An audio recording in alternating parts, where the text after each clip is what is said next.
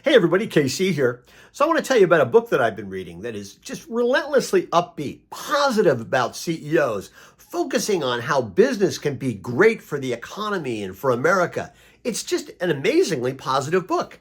And it's written by somebody you might not ordinarily think of as writing positive books about business. His name is Ralph Nader, a name everybody knows, and the book is called The Rebellious CEO. And this is, I think, a wonderful book. He has quite literally come not to bury these CEOs, but to praise them. Among the 12 CEOs that he profiles in the book are Anita Roddick of The Body Shop, Herb Kelleher of Southwest Airlines, Sal Price of Price Club, and Yvonne Schoenhardt of Patagonia. And one of the things that he writes in the introduction is how these CEOs exceeded his expectations. They're people whom I got to know and grew to admire. All but 3 have passed on. And their work generated forces that have made our economy better than it would have been. Hard to know whether what they've done is going to reverberate beyond the circles in which they worked, but these are people that he really holds up to be admired. And more people and more students could learn from them. He argues the economy and the world would be a better place. He says at one point, the chief executives portrayed in this book provide fertile and fascinating materials for study. They made ethical choices to promote civic culture and the natural environment, self-chosen behaviors not required by law nor industry practice or custom. They challenged stereotypes slapped on their line of commerce, stereotypes which saw them as made up of solely of companies that put the bottom line above all. They chose higher ethical behavior, declining to avail themselves of the routine excuses about duty to shareholders, competitive riskiness, government regulation, and other pretexts most executives employ for explaining why they are not making those beneficial changes. They were trailblazers, he says, whose own conduct and that of their companies shaped distinctive pathways towards excellence. And he says, by the way, they also share another trait.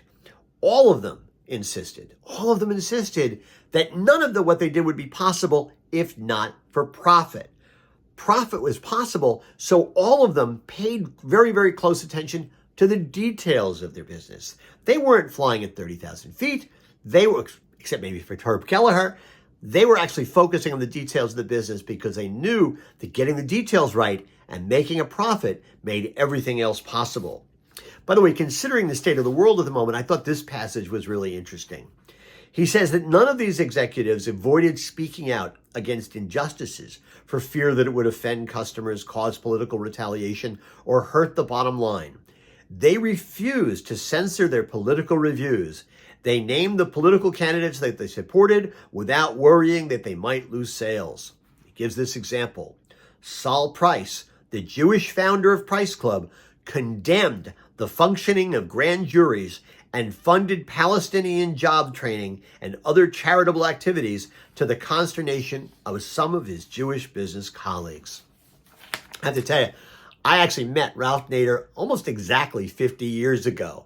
I was 19 years old. I was working as a production assistant on one of those Sunday morning public access TV shows. It was an interview program, and he came to be interviewed. And I can remember he was wearing a light gray suit, white shirt, skinny dark tie, and he was tall and he was thin and he was utterly no nonsense. I was completely intimidated by him. And it's funny thinking about him back then.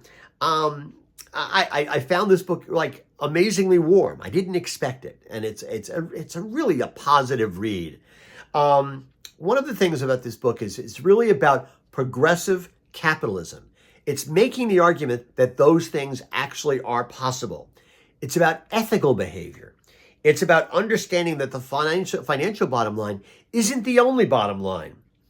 And it's a celebration of rebellion, the kind that can change a business and even a nation, even the world, if more business leaders were willing to embrace it.